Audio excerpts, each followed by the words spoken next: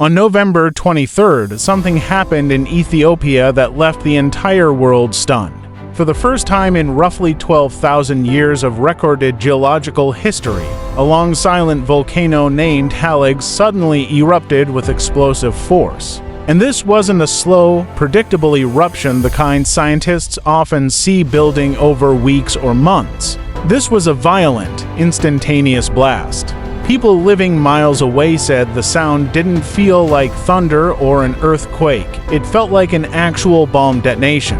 A massive ash cloud shot nearly 500 feet into the air, and the plume was so dense and so enormous that satellites could easily see it from space. Meteorological maps showed the ash drifting across the Middle East, passing Oman, Yemen, then bending toward Pakistan and eventually sweeping over northern India. Those ash clouds were exactly why dozens of flights in New Delhi were canceled.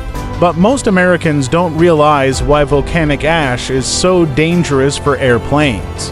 These clouds aren't soft, they're filled with microscopic shards of rock, hard glass particles, and tiny crystals. If even a small amount gets sucked into a jet engine, the extreme heat inside the engine melts the glassy fragments, causing them to fuse, block airflow, and shut the engine down instantly. And on the cockpit windows, these sharp particles work like high-speed sandpaper. They scratch, etch, and grind the glass until pilots can't see anything ahead. That's why across India and the Middle East, multiple airlines grounded planes. And as winds continued shifting, the ash slowly expanded toward China and Myanmar. The eruption's shockwave was so powerful that cities nearly 190 kilometers away heard the blast as if it happened next door. In the neighboring country of Djibouti, people felt tremors like earthquakes triggered by the explosion. Villages located about 28 kilometers from the eruption site were completely blanketed in thick gray ash. Homes, fields, roads, everything turned into a ghostly monochrome landscape. But here's the miracle. Not a single human life was lost. That might sound unbelievable, but the reason is simple. Halig sits in one of the most remote, uninhabited places on Earth. This place is called the Danakil Depression, often referred to as one of the hottest, harshest environments on the planet. It lies below sea level, temperatures routinely cross 120 degrees Fahrenheit, 50–55 degrees Celsius, and rainfall is almost non-existent. Yet for geologists and extreme environment travelers, this region is like a natural alien world so surreal that it looks like it belongs on another planet. The ground here is covered in vibrant yellows, greens, and electric blues created by unusual chemical reactions. But behind all these colors lies a much bigger, deeper story, one that explains the true reason Halig erupted after thousands of silent years. And that story begins with the African continent literally splitting apart beneath our feet. Subscribe for more breakdowns like this. To understand why Halig erupted, you have to understand what's happening beneath the African continent. Millions of years ago, Earth's land masses were connected as one gigantic supercontinent called Pangaea. Over time, that supercontinent fragmented into the continents we know today. In the region where Ethiopia sits today, the African plate and the Arabian plate were once fused together. But as they slowly drifted apart, the Red Sea and the Gulf of Aden formed between them. Now Africa itself is splitting again, this time into two huge pieces, the Nubian plate and the Somalian plate. And Ethiopia, specifically the Danakil Depression, sits right at the most dramatic geological intersection on Earth. Three tectonic plates collide here: the Nubian plate, the Somalian plate, and the Arabian plate. But they're not colliding like car crash, they're pulling away from each other. Imagine Earth's crust stretching, tearing, and breaking like cracked glass. The ground in this region is literally being pulled in three different directions. This triple junction zone is called the Afar Rift, and it's part of the gigantic East African Rift System, a 6,000 kilometers geologic scar running from the Red Sea down through Ethiopia, Kenya, Tanzania, Malawi, and Mozambique. Scientists believe Africa will eventually split into two separate continents along this line. but in geological time eventually means millions of years, between 5 and 10 million, according to most estimates. The plates move at the speed your fingernails grow 2 to 5 centimeters per year. For humans, that feels slow. But for Earth, it's violent, powerful movement.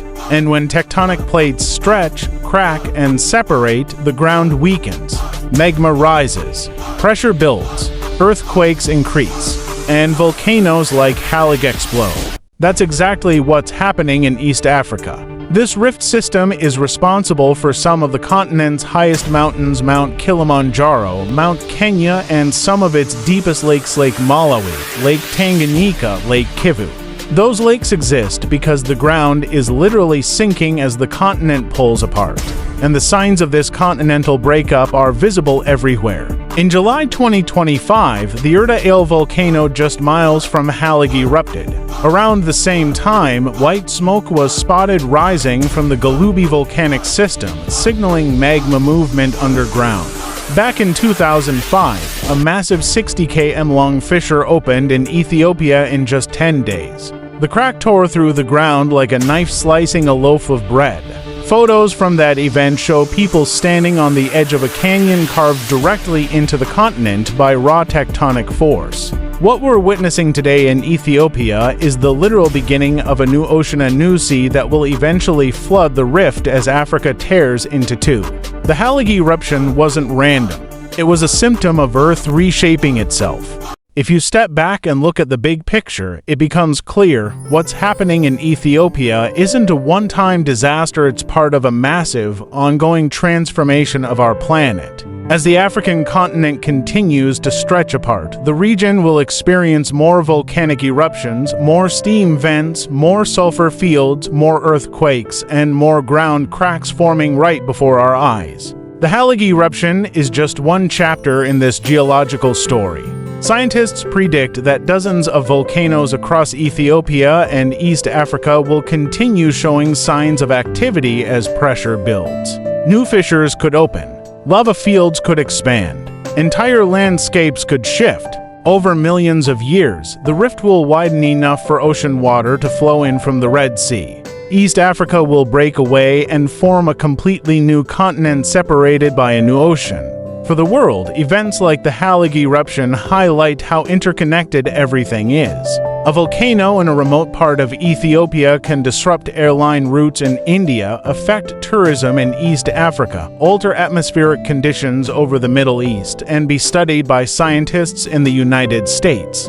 That ash cloud drifting thousands of miles shows how natural events don't stay local, they ripple across nations. And for Americans, it's a reminder that Earth is alive, constantly shifting beneath our feet. The same tectonic forces tearing Africa apart are the ones responsible for California's San Andreas Fault, the Cascadia subduction zone in the Pacific Northwest, and the supervolcanic system under Yellowstone. Understanding Ethiopia helps us understand our own geological risks.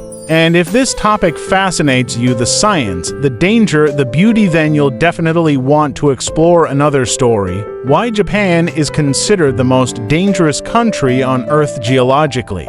With over 100 active volcanoes, constant earthquakes, and the world's most powerful tsunamis, Japan exists on the razor's edge of tectonic chaos. Click the next video and don't forget to subscribe for more deep dive explainers.